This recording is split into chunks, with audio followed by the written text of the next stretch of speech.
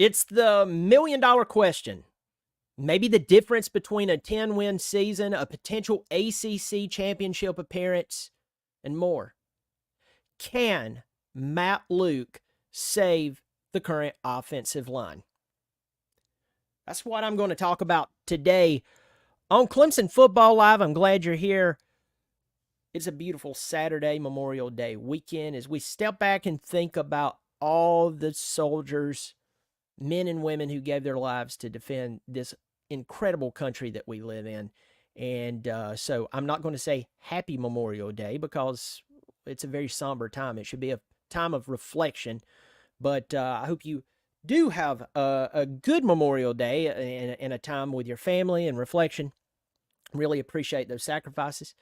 If you're new here, I hope you subscribe to the channel. If you like what I'm doing, pass this along to anyone who enjoys Clemson football as well as college football because, well, I talk about other teams as well. I had the guys from Plant the Spear on this week. They're from Florida State. We had a great conversation, over an hour-long video to where they talked about the lawsuit. They talked about DJ. We had some fun. It was a great time. Go check them out. Also, I'm part of the College Huddle. It's just a group of YouTubers and podcasters who represent their schools. So they asked me to represent Clemson. It's an honor. So let's dive into this topic. 98 days from right now, which is May the 25th, it's a Saturday. By this time in 98 days, we'll know the outcome of the Clemson-Georgia game. And there's a lot of questions that we have, and a lot of it revolves around, drum roll please, the offense, and we know it. There's no question. Now, the offensive line has been the subject of a lot of criticism, and rightfully so. But when I talk about the rankings of some of the players who are currently on the offensive line, when I talk about their starship, when it's, when you're considering it 3-star, 4-star, 5-star coming out of high school, some of your eyebrows are going to kind of, shoot to the back of your head. In fact, one of these guys was the top recruit in his recruiting cycle that just happened to be one of our best recruiting cycles ever. Yet, to watch him play, you would never know that. So what happened? Well, coaching happened. I've talked about this ad nauseum. Coaching matters. And if it doesn't matter, why in the crap are these schools lining up to divvy out so much money to guys who, if it's a game of luck, sign me up. I'll coach. I don't have to know what I'm doing. I know coaching's hard. Coaching is very, very difficult. But to see an artisan in coaching, it's a stark difference than to see someone who is either starting out or someone who's just not good at their job. Matt Luke has such high respect in the Clemson community right now, and a lot of people are putting a lot on his shoulders. Why? Because he has great respect throughout college football. I mean, the guy is brilliant. The guy knows what he's doing. This is one of the best hires that Dabo Swinney has ever made. Other than going to Brent Venables and guys like him, it's arguably one of the best hires that he's made. But when you go to the offensive coaching room, there's more changes I think that's probably going to need to be made. And in fact, I believe, we're dealing with the results of not hiring Matt Luke like coaches, guys who have great experience, who know what they're doing, who's highly respected. And by the way, he was thrilled to receive a call from Dabo Swinney. And he was fired up and ready to come to Clemson, which shows again that at this point, Clemson can call the top coaches, position coaches in the country, no matter what side of the ball that they coach on. And they are more than thrilled to come to Clemson. But to get to the point, can he save the current offensive line? Why do I pose that question? Well, you understand, okay, let me phrase this. Imagine waking up every day for the past 2 years and being forced to do a certain routine. Whether that routine is good or not, whether it's brilliant or just absolutely, I'm trying to say this in a very nice way. It's either productive or not. But you do that routine for 2 straight years, 3 straight years, 4 straight years, whatever. We'll go 2 or 3. And then one day someone comes in, interrupts you, takes you out of that routine, no matter if it was good or bad, and makes you begin to implement a new routine. We are creatures of habit. All of a sudden, our head would begin to hurt. Your head would begin to hurt. You wouldn't be as sure whether it was right or wrong. You wouldn't be as for sure of yourself as you were in the past. Just to kind of spit it out. That's exactly what's happened to the players on the offensive line. They were with Thomas Austin. Now, you know me, I try my very best not to just trash anyone. I think that we need to get back to being more civil. I think that Thomas Austin, being a Clemson player, should be treated as a Clemson alum. We should treat him with the respect. And I can't blame Thomas Austin for taking the call from Dabo Swinney to come home and coach the offensive line. But it was too much too soon for Thomas Austin. And unfortunately, it ended with him being fired. I'm not going to say that Thomas Austin will not end up being an incredible coach. He very well could be. But at the time he was at Clemson, he still had more to learn. That's nothing against him. And we don't know if his hands were tied because we found out that Garrett Riley's hands were tied for some reason. Hired the best supposed offensive coordinator in the country, but we need to teach him Clemson system. You know, the Clemson system that hasn't worked in a while. So, Thomas Austin has had this group for 2 years, and he has ran them through specific drills for a very long time. Then you add in injuries. Walker Parks, for instance. This guy was an incredible get in the 2020 class. Got him out of Kentucky. He had offers from Notre Dame. He had offers from Auburn and Tennessee. And we got him. Now, this year, he got injured in the second game of the year against Charleston Southern. So he was done for the year. It was season ending. But we had players who's graduated. We've had players who's had to fill in because of injury in this scenario. But there's been a lack of continuity among the group. So you take the poor instruction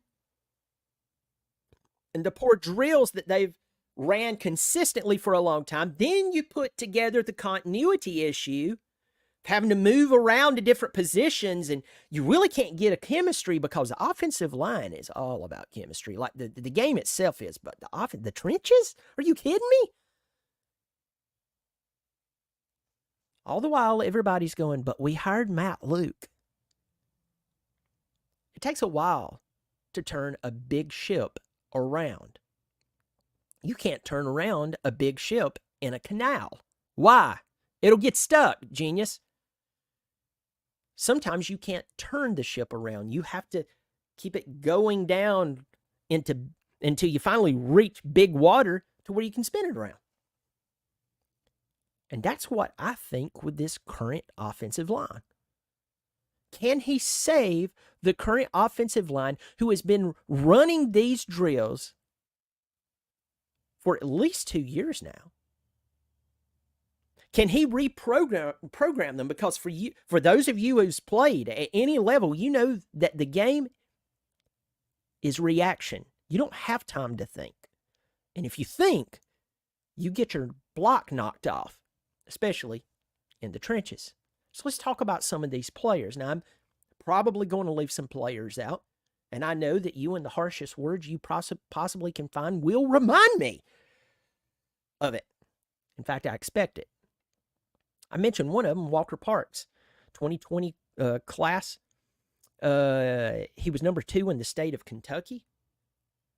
He was the number 8 offensive tackle overall in that class. Walker Parks is a dude. He's the old man of the group. He had the injury this year, hoping that he can get back in the saddle and be okay and not experience any issues in 2024. We need Walker Parks at 100%. But he was a big recruit. He was number 83 overall in the country. This is according to 24/7 Sports. The one that has, well, I'm going to save him until just a moment. Colin Sadler from from Greenville, South Carolina, He's number 150, the third player overall. Number 5 player overall in the state of South Carolina. Had offers from Georgia, Bama, and Tennessee, class of 2022. He's seen action due to injury of other players and a lack of consistency. In the 2021 class, remember the 2021 class was the class that had Barrett Carter, Jeremiah Trotter, I got a little guy named Will Shipley, Nate Wiggins, from what I can remember. That was like the number 5 recruiting class in the country. It was unbelievable. This guy was part of that class, Ryan Linthicum. He's from Damascus, Maryland, had offers from FSU, Michigan, Ohio State. He ranked number 240 overall. I want to say he redshirted his first season. Could be wrong, but if my memory serves me correct, he did. But we really haven't heard anything out of him. Now we will. I think he's going to be the starting center.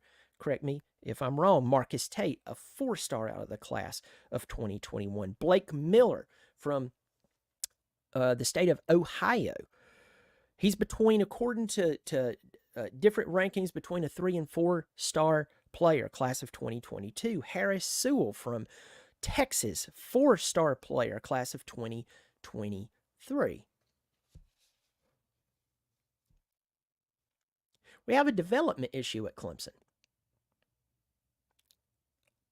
Those stats I just named out tells you that, but no more than this player. In 2021, yes, that class I just named out just a second ago that was unbelievable, had Barrett Carter in it, and I just named out all those players. Not going to do that again. I'm not going to repeat it like I have dementia or something. Who was the top-rated player in that unbelievable class? It wasn't Will Shipley. It wasn't Jeremiah Trotter. It wasn't Nate Wiggins. He was kind of tied, but he kind of with Barrett Carter. But Barrett, I think that this person was actually above him just a touch. Go look it up. 24/7 Sports. Tristan Lee. Tristan Lee was the number 16 overall player in the country. Overall. Quarterbacks, running backs, wide receivers, defensive ends, linebackers, everything. Offensive lineman out of the state of Virginia. This year, he got knocked on his butt by Charleston Southern. And you could say, well, Brian, you're picking and choosing here. One play. But we've seen this unbelievable get out of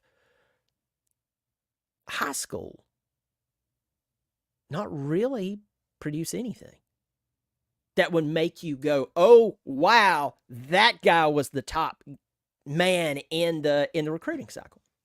That's what I'm trying to get across to you. I'm not knocking Tristan Lee. I'm knocking the development. Now, you pause there again and you go, but Brian, Matt Luke has not. You're right. Matt Luke just got here back in December. But the question is, can he save some of these players? Now, I'm not going to call players and say, I don't believe that this person can be saved or not. But I have a bad feeling that a few of these players are beyond repair. Why?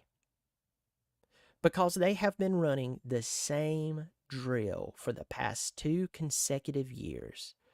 Part of an offense that had no identity.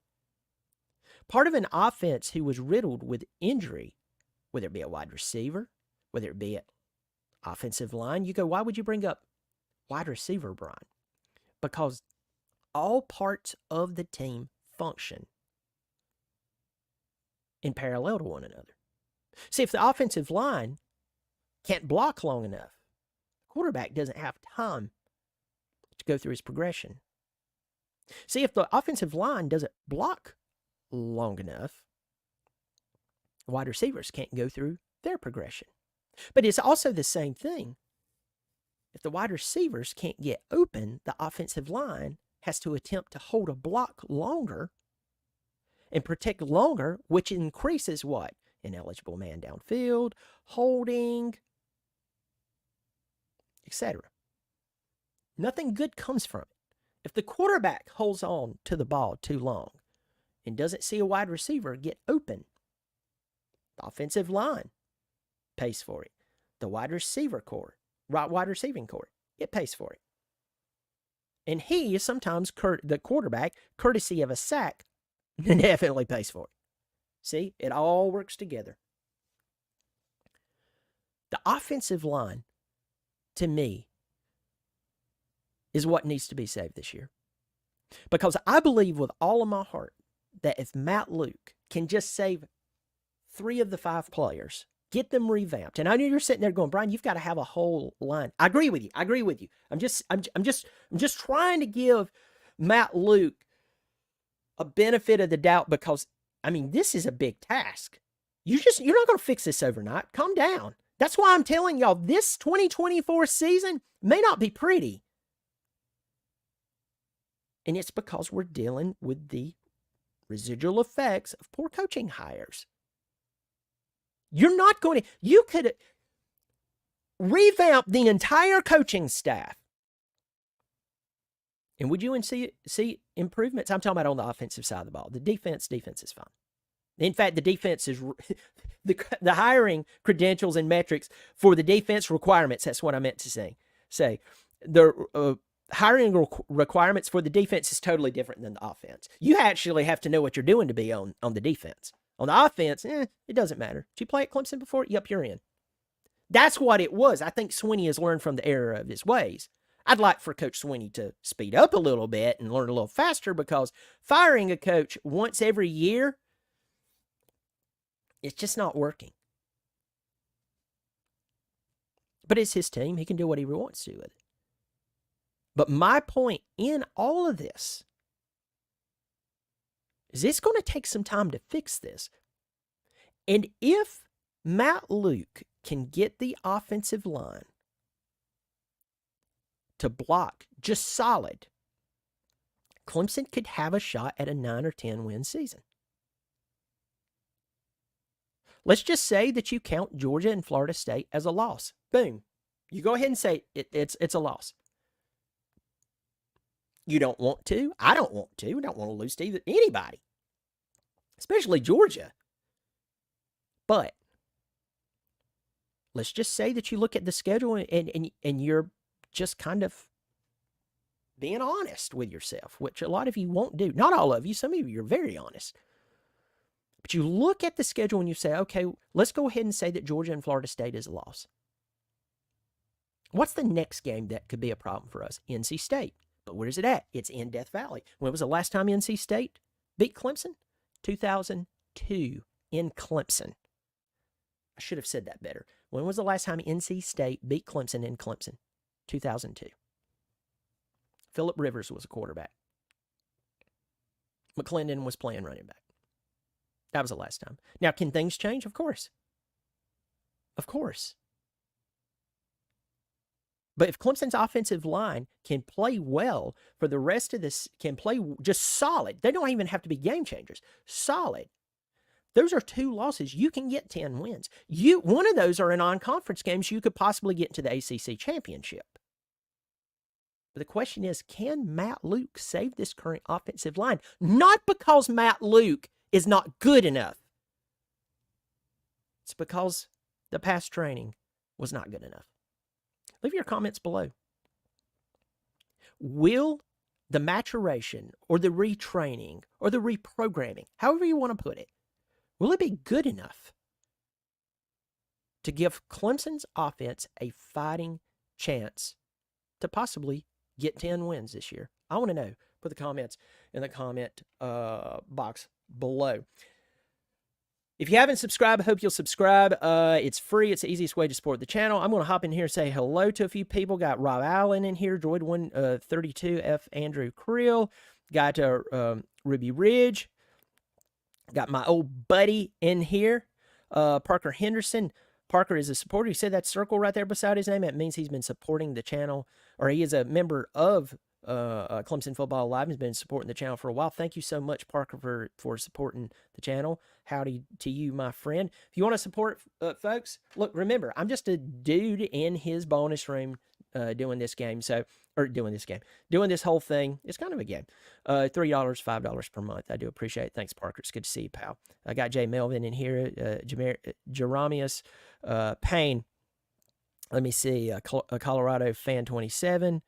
Let me see. Jay, it's good to see all of you in here. Folks, I hope you have a great weekend. Stay safe, and do remember why we have this weekend, and, treat everyone well. I look forward to it. Remember, 98 days from today is the Georgia-Clemson game in Atlanta. Until then, we'll talk college football. Until then, I'm going to keep having guests on to talk college football, and we're just going to have a great time. Take care of yourself, and as always, go Tigers.